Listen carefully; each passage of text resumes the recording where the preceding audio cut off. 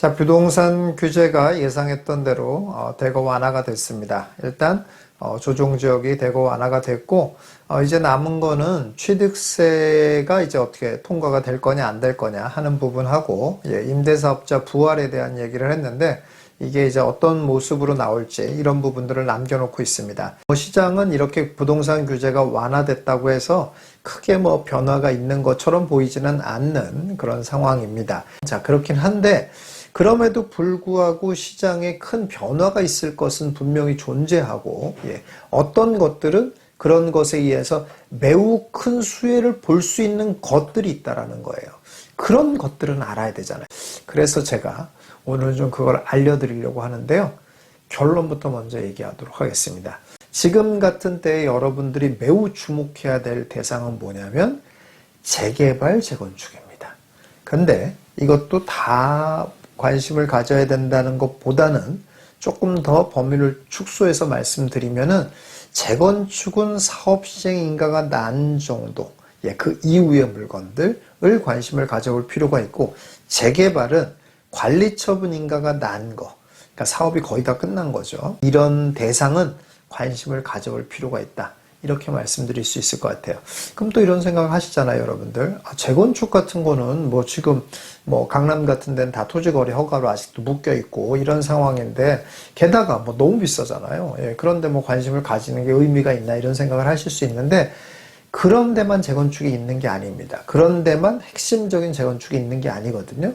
지금 여러분들이 눈을 조금 돌려서 보면은 사업 시행인가가 낮고 그 지역에서 아주 주목할 만한 그런 재건축들이 꽤 있습니다.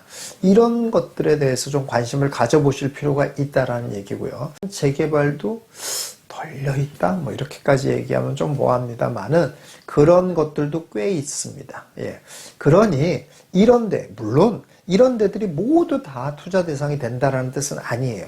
그런 데 중에서도 좋은 것들 이제 골라내야 되겠죠. 자, 어쨌거나 그래도 그런 것들에 매우 깊은 관심을 가져야 될 때가 비로소 됐다. 이렇게 말씀드릴 수 있을 것 같습니다. 왜 이런 것들에 대해서 관심을 가져야 되는지 5가지 이유가 있습니다. 첫째는 이런 투자 자산이 평균보다 매우 높은 성장을 가지게 된다 이런 얘기예요. 평균보다 매우 높은 성장을 가진다고요? 아니, 그럴 것 같지 않은데요. 그런 생각이 들죠, 지금. 왜 그러냐면 평균이 지금 어떻습니까? 평균이 무위험 수익률이라는 평균이 매우 높잖아요, 지금. 한 6%쯤 되는 이런 상황이란 말이에요. 은행에다가 돈만 넣어놔도 6%씩 주니까. 그런데 아무리 이렇게 규제가 완화됐다고 해서 이런 재개발, 재건축 같은 게 매년 평균 6%씩 상승할 것 같지 않단 말이에요. 그러면 평균보다 낮잖아요. 그 평균보다 낮은데 이게 어떻게 평균보다 높냐? 이렇게 생각하실 수 있잖아요. 자, 그런데 이거는 부동산이라는 투자 자산의 속성을 전혀 이해를 못하기 때문에 여러분들이 그런 오해를 하는 것입니다. 평균보다 높다는 건 뭐예요? 평균보다 높다는 건 딱 올해 평균보다 높은 건 아무 의미가 없잖아요. 결국 몇 년을 놓고 봤을 때 훨씬 평균보다 높은 거 이런 게 좋은 거잖아요. 자, 그런데 지금 이런 재개발, 재건축 같은 것이 매년 평균은 당연히 떨어질 가능성이 있어요. 자, 그런데 오를 때 어떻게 오릅니까? 오를 때는 점프한다는 거예요. 오를 때 완만하게 이렇게 오르지 않는다니까요. 그러니까 그거는 맨날 실무에 대한 것을 이렇게 접촉하고 이렇게 해보려고 생각을 안 하고 맨 매스컴만 보고 있는 거예요. 이번 주에 0. 몇 프로 떨어졌다. 이렇게 보니까 마치 부동산이 무슨 이렇게 점점 슬라이딩 방식으로 100만 원, 300만 원, 400만 원, 500만 원 이렇게 떨어지는 줄 알아요. 전혀 그렇지 않죠. 그냥 부동산은 올랐다 떨어졌다 이게 그냥 1000만 원, 5천만 원, 1억 이렇게 단위가 이래요, 기본적으로. 그런데 그거를 갖다가 전체적으로 평균을 내다 보니까 0. 몇 프로 이렇게 나오는 거지 실제로 실무에서는 그렇게 되질 않는단 말이에요. 그냥 점프해요, 그냥 무조건 다. 어느 정도 시점에 이르면 바로 점프를 하기 때문에 이 정도 여태까지 격차는 격차가 아니라니까요. 그냥 바로 오르고 그때 바로 그렇게 점프하는 때를 여러분들이 알 수 있냐? 모른다는 거예요. 왜냐? 여러분들이 이렇게 떨어지는 시점도 못 맞췄잖아요. 그런데 오르는 시점은 어떻게 맞춥니까? 못 맞추는 거예요. 그래서 평균을 늘 평균보다 높은 것이 아니라 평균을 일정한 수준으로 따라가는 정도가 중요한 거예요. 그러다가 어떤 때 와서 확 점프할 대상, 이런 걸 보는 거예요. 그래서 전체적으로 평균을 봤더니만은 매우 평균보다 높은 성장을 했더라 라는 게 진짜 평균보다 높은 성장을 하는 거예요. 그럴 수 있는 대상, 지금의 재개발, 재건축이다, 이런 얘기예요. 자, 두 번째 이유는 새 아파트에 대한 수요는 늘 존재할 수밖에 없다라는 것 때문에 그렇습니다. 자, 주요한 지역의 새 아파트라는 것이 일단 기본적으로 공급이 원활하냐는 거예요. 맨날 공급한다, 뭐 몇십만, 몇백만 공급한다 되냐고요. 안 되잖아요. 그리고 재개발이나 재건축 지역이 많다고는 하지만 실제로 재건축해서 지어지는 게 결국 얼마나 되나 한번 보세요.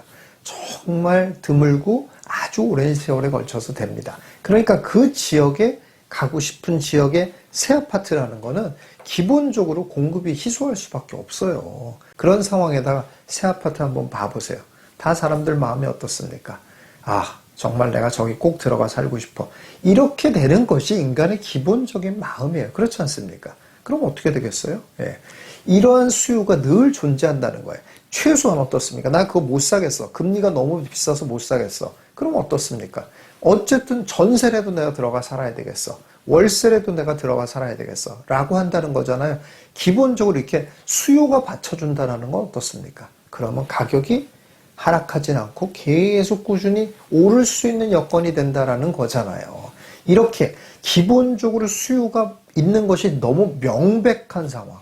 이런 상황이니 우리가 지금 사업이 거의 끝난 재개발, 재건축은 반드시 주목해야 될 때가 됐다, 이런 얘기예요. 세 번째 이유는 가격이 충분히 조정이 됐다, 이런 얘기예요. 자, 그런데 여기서 이제 재개발, 재건축을 조금 아는 분들 또는 아니면 현장에 좀 가보신 분들은 분명 이런 얘기를 들었을 거예요. 예, 여기 뭐 굉장히 앞으로 뭐 어떻게 될지 모른다. 이유는 원자재 가격도 상승하고 있고 분양가는 하락하고 있고 사업은 지지부진하고 시간이 길어지면 그게 다 돈이니까요. 그렇기 때문에 이렇게 수익이 날지 어쩔지 자꾸 이제 물음표가 되는 그런 상황이 되고 있다. 이런 얘기를 많이 들을 거예요, 아마. 그렇습니다. 그래서 재개발, 재건축이 지지부진한 그런 상황입니다. 자, 그런 것에 공포감도 많이 들고 그런 것이 실제로 이제 벌어지지 않습니까? 그럼 어떻게 되냐면 조합원들의 추가 분담금이 늘어나게 됩니다. 이런 일이 벌어지기 때문에 주춤해지는 거예요. 자, 그런데 한번 생각을 해보세요. 그런 위험들을 먼저 다 반영해 준 애가 있잖아요. 그 애가 누굽니까? 가격이잖아요, 가격. 그 가격이 이렇게 떨어져 줬잖아요. 그러니까 그야말로 원자재 가격도 이렇게 상승하지 않고 분양가도 높게 분양할 수 있어지고 이렇게 사업도 잘 되고 이렇게 됐을 때를 감안해서도 이득이 날 금액이 그 금액이었단 말이에요. 그런데 이런 위험이 있을 거다라고 생각이 들면서 가격은 더 많이 떨어져 줬다 이거예요. 30% 정도 더 떨어져 줬잖아요. 그렇지 않습니까? 이런 상황이기 때문에 그런 돈이 더 들어가야 될 수 있을 만한 그런 리스크들을 가격이 하락해줘서 그 리스크를 없애준 거나 마찬가지인 상황이에요. 그렇기 때문에 지금 같은 때 관심을 가져볼 만하다, 이런 얘기입니다. 자, 네 번째 이유는 추가적인 자금 부담에 시달리지 않는다라는 거예요. 추가적인 자금 부담. 요새는 이런 게 굉장히 중요하지 않습니까? 왜냐하면 역전세난이 너무 많이 나잖아요. 예, 앞으로 또 역전세난이 날 것처럼 보이지는 않습니다, 사실. 제가 보기에는 금리가 어느 정도 안정적으로 유지가 된다라고 하면은 그래도 어쨌든 간에 아직은 그런 고통의 시간들이 좀 남아있단 말이에요. 그러니 불안하잖아요, 일단. 그런데 재개발, 재건축은 어떻습니까? 추가적으로 자금에 대한 부담을 가질 게 거의 없어요. 물론 이제 사업장마다 계약금, 중도금 내야 되는 곳들이 있어요. 자, 그렇긴 한데 뭐 그렇지 않은 곳들도 있거든요. 게다가 어느 정도 사업이 다 끝났으면은 결국 추가적으로 만약에 추가 분담금이 발생한다고 하더라도 그건 언제 발생하냐면은 나중에 입주할 때 발생하잖아요. 그렇기 때문에 추가적으로 자금에 대한 부담이 생길 일이 별로 없다라는 얘기예요. 그러니까 어떻습니까? 지금 같은 상황에 그야말로 지금같이 내가 돈이 더 들어가면 어떡하지?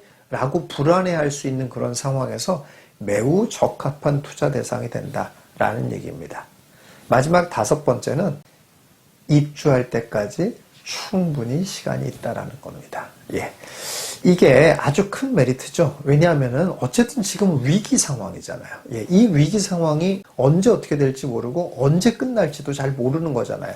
물론 저는 이런 정부의 노력과 세계의 모든 정상들의 노력, 이런 것들이 반드시 이루어지기 때문에 길게 가지는 않는다라고 봅니다. 예, 그렇긴 합니다만은 또 모르는 거잖아요. 그리고 또 일단 아무리 제가 길게 가지 않는다라고 얘기한다고 하더라도 이 불안감은 어떻게 할 수가 없잖아요.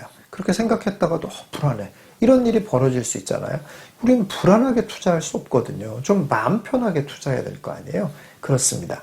그렇기 때문에 그런 마음 편하게 투자할 수 있는 방법이 뭘까라고 생각을 한번 해보세요. 그러면은 아예 뭔가 이루어지는 것이 좀 약간 몇 년 뒤에 벌어질 일, 이런 거에 내가 베팅을 해놔 버리는 거예요. 그렇다면 그 사이에 어쨌든 간에 위기는 다 해결이 될 거 아니에요. 그러면 내가 실제로 이거를 부동산으로서 실제 사용 가치가 있게 활용할 수 있는 때쯤 되면은 거의 위기는 끝났을 가능성이 매우 높다, 이런 얘기예요. 이게 새 아파트가 될 때까지 그 사이에만 위기가 없어져 줘라, 이러고만 있으면 되잖아요. 그리고 그럴 가능성 매우 높게 느껴지고 그런 생각을 하면 마음이 일단 편하잖아요. 그렇습니다. 그래서 이런 5가지 이유를 들어서 지금 이렇게 규제가 많이 완화됐고 그렇지만 아직은 고금리인 이런 상황에서 여러분들이 주목해야 될 투자 대상은 이렇게 사업시행 인가가 난 재건축이나 관리처분 인가가 끝난 재개발 같은 것에 주목해 보신다면 여러분들 조금만 상황이 바뀌어진다고 하더라도 여러분의 투자 재산이 점프하는 그런 일을 경험하시게 될 것이라 생각이 듭니다.